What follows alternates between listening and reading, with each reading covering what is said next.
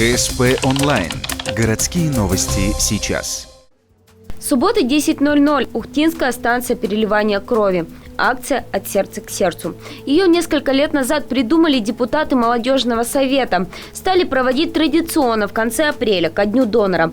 Так за 4 года к безвозмездному донорству привлекли не одну сотню людей. У нас пришло участников где-то около 110 человек. Сдали кровь 70 человек, это вот в прошлый раз. То есть, в принципе, результаты хорошие, каждый год примерно держится на таком уровне.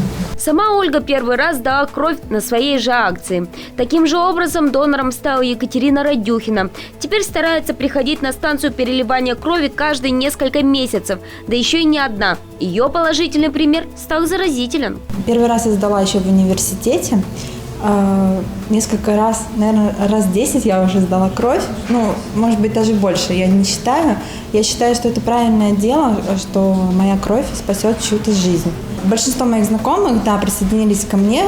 Когда-то мы вместе с подружкой сдавали кровь. Она сейчас не может сдавать, но большинство моих знакомых последовали мне и тоже так же сдают кровь. В среднем забор идет от 7 до 10 минут. Выкачивают 450 миллилитров крови. Цифры совсем не критичные, да и времени занимает немного. А спасают разом 3 жизни.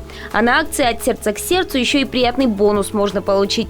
Магнитик и даже сертификат в бассейн.